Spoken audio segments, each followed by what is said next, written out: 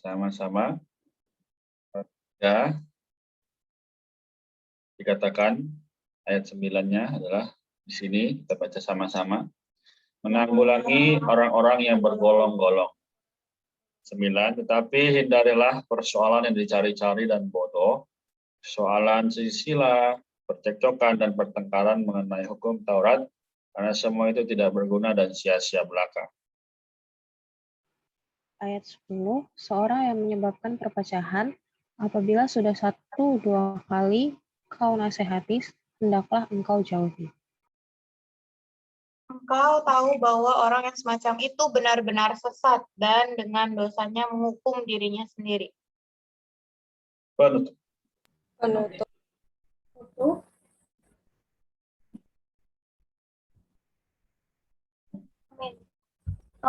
Segera sesudah kukirim Artemas atau Tikhikus kepadamu, berusahalah datang kepadaku di Nikopolis, karena sudah kuputuskan untuk tinggal di tempat itu selama musim dingin ini. Tolonglah sebaik-baiknya Zenas, ahli hukum itu, dan Apolos dalam perjalanan mereka, agar mereka jangan kekurangan apapun. Dan biarlah orang-orang kita juga belajar melakukan pekerjaan yang baik untuk dapat memenuhi keperluan hidup yang pokok, supaya hidup mereka jangan sampai tidak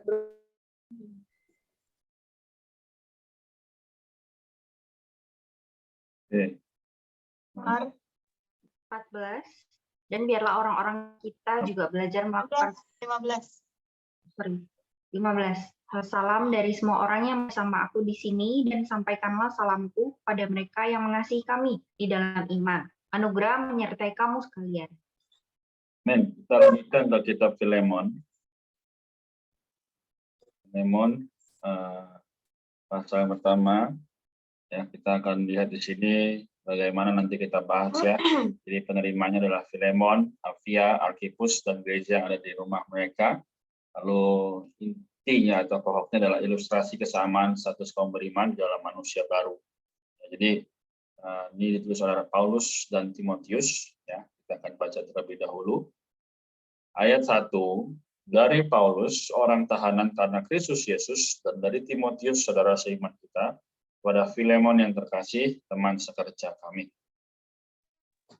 Ayat 2, dan kepada Apphia, saudari seiman kita, dan kepada Archippus, teman seperjuangan kita, dan kepada jemaat di rumahmu. Anugerah dan damai sejahtera dari Allah Bapa kita dan dari Tuhan Yesus Kristus menyertai kamu.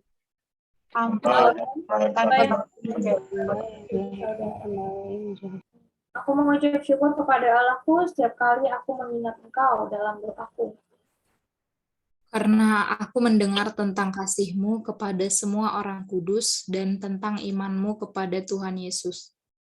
Aku berdoa agar persekutuan-Mu di dalam iman turut mengerjakan pengetahuan akan segala yang baik di antara kita untuk Kristus.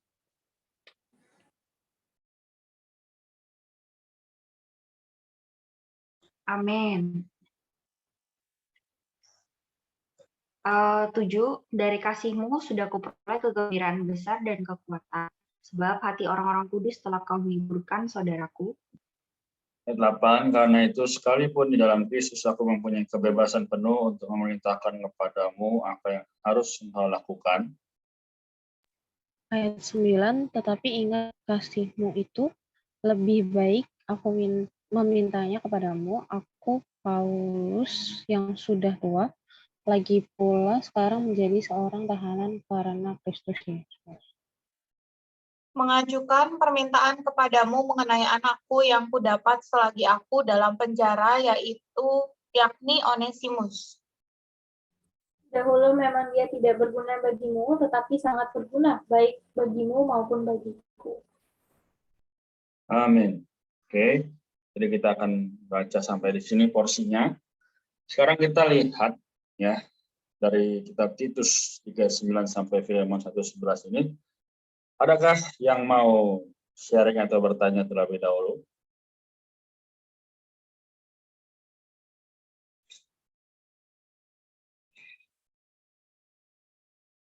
Oke, saya mungkin buka dulu ya, sedikit saja nanti teman-teman boleh share.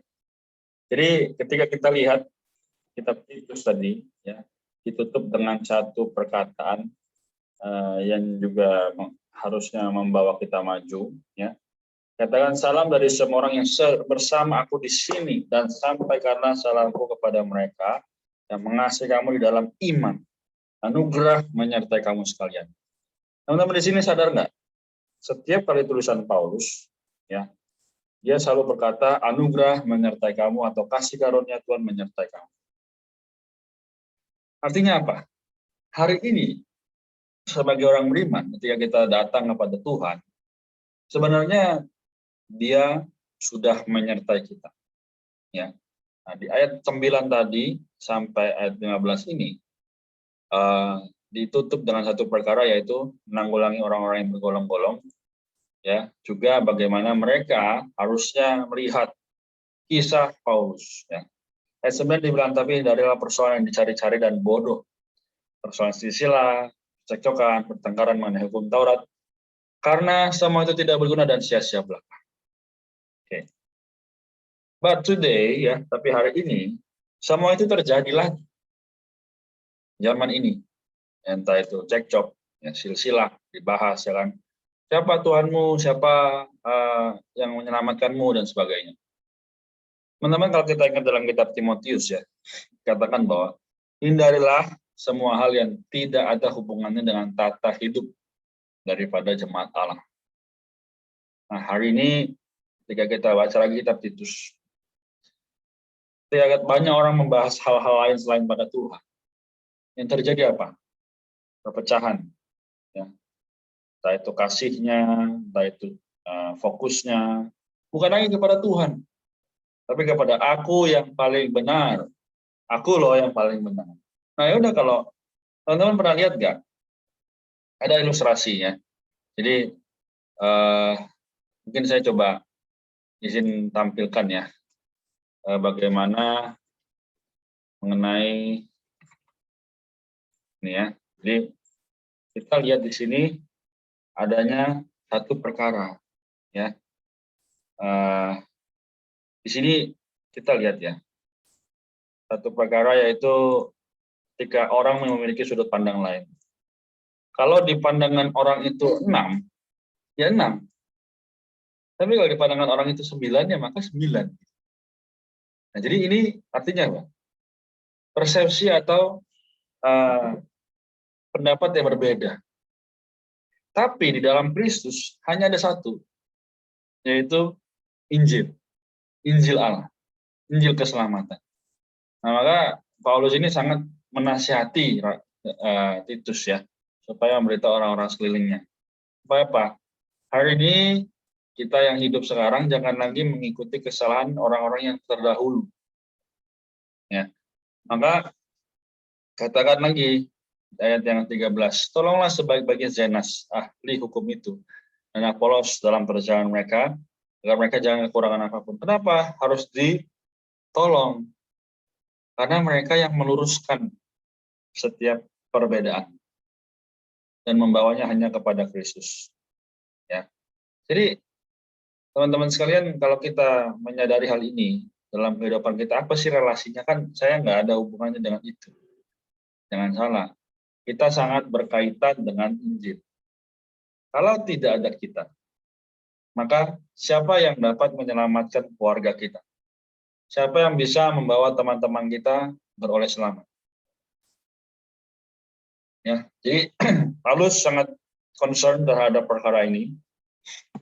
Dan di dalam kitab Filemon tadi, ya, lanjut ke kitab Filemon, Paulus kembali menerangkan kepada kita bahwa hari ini dalam penghidupan orang Kristen, ya, katakan apa? Ini ayat yang seringkali disalahgunakan. Ya. Aku mengucap syukur kepada Allah setiap kali aku mengingat Engkau dalam doaku. Biasanya ini digunakan adalah untuk pasangan yang sedang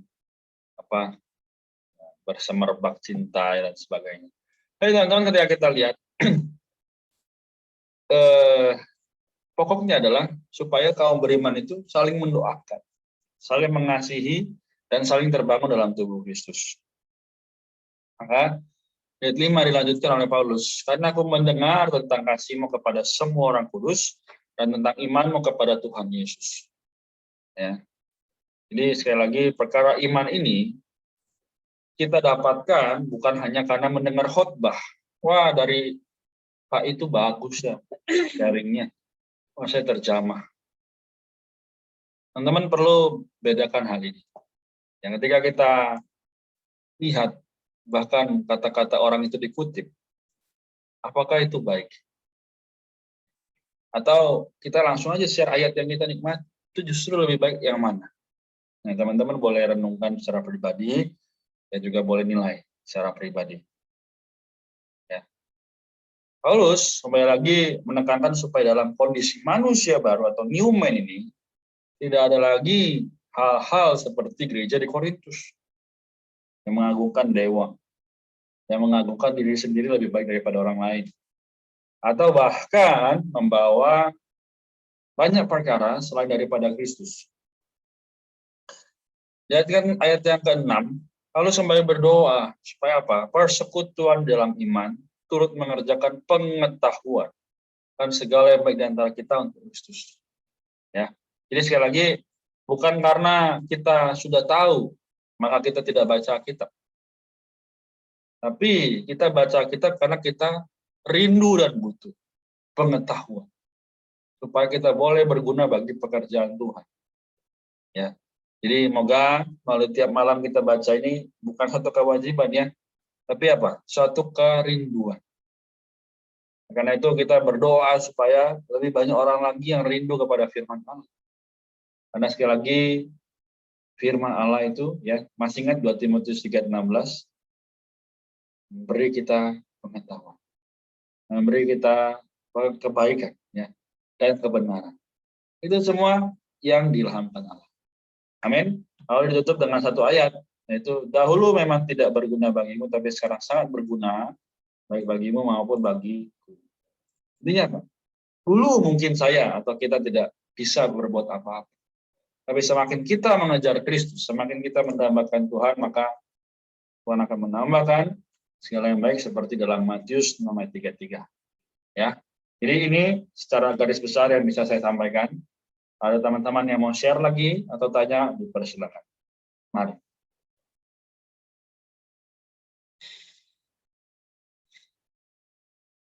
Amin.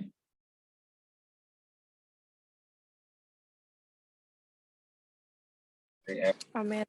Aku menikmati di ayat 4 dan 5, bisa dikatakan Paulus bahwa dia itu mengucap syukur gitu kepada Allah setiap kali dia mengingat engkau, ini orang-orang yang mungkin melayani ya pada zamannya itu, dan di dalam doa gitu saat dia mengucap syukur itu disebabkan karena aku mendengar tentang kasihmu kepada semua orang kudus dan tentang imanmu kepada Yesus, Tuhan Yesus.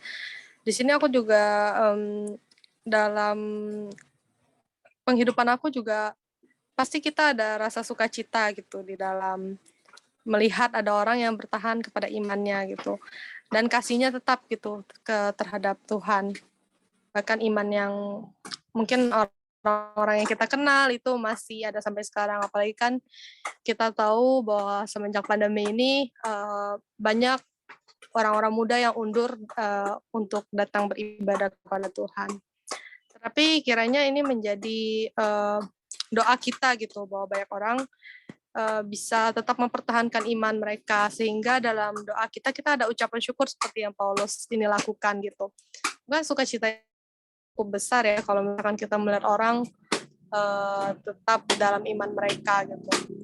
Ya, itu sih yang aku nikmati. Amin. Amin. Thank you, Rika. Sangat baik ya. Tuhan. Ada lagi lainnya?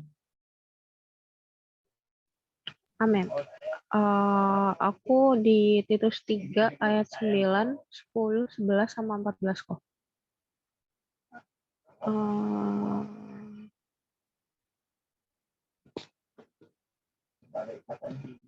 Iya, ayat 9-nya, tetapi hindarilah persoalan yang dicari-cari dan bodoh.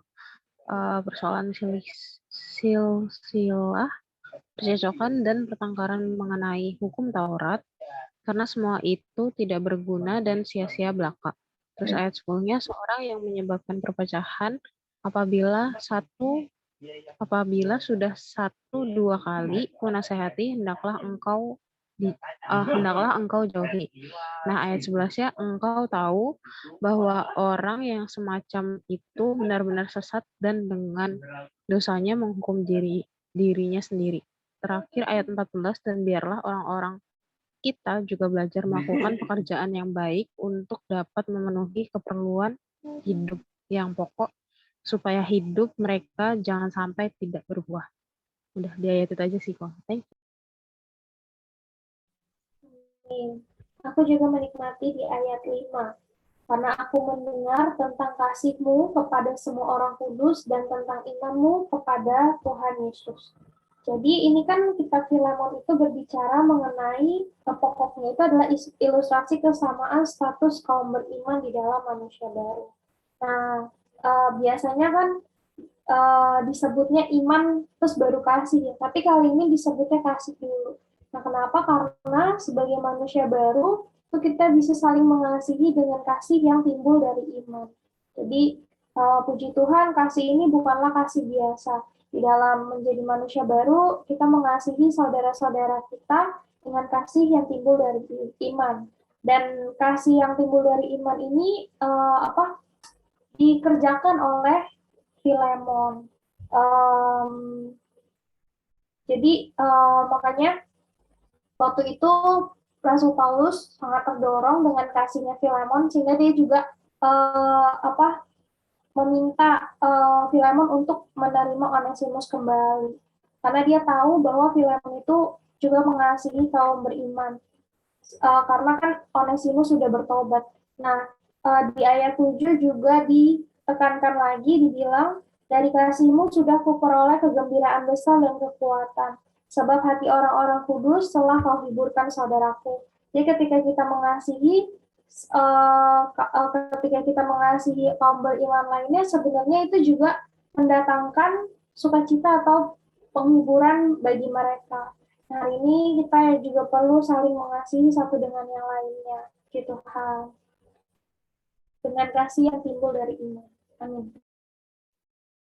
Amin. So, thank you. Amin.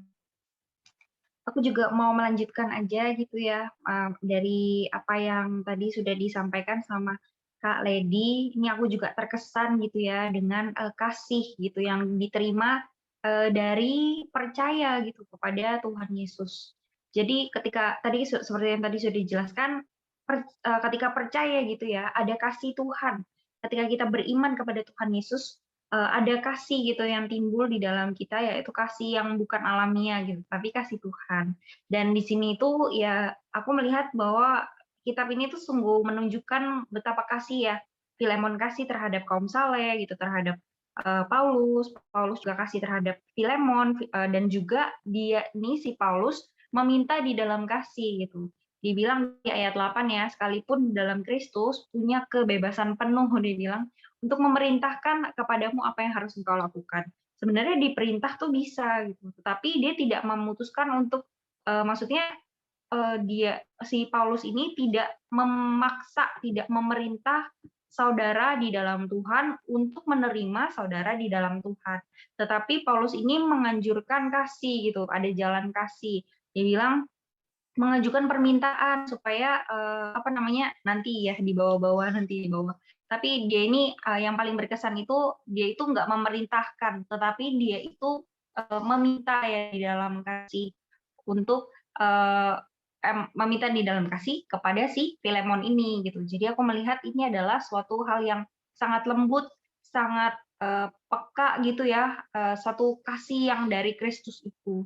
Nah, sehingga di dalam hidup gereja ini kita bisa melihat bukanlah suatu hal yang kasar, yang sembarangan, tetapi di dalam hidup gereja ini adalah suatu penghidupan yang manis antara saudara-saudara di dalam Tuhan gitu. Jadi sungguh ya di dalam Tuhan itu semuanya itu kasih, dan kita melihat kasih yang sejati itu adalah kasih yang berasal dari Kristus, dari iman kepada Tuhan Yesus Kristus. Amin. Amin. Oke, terima kasih.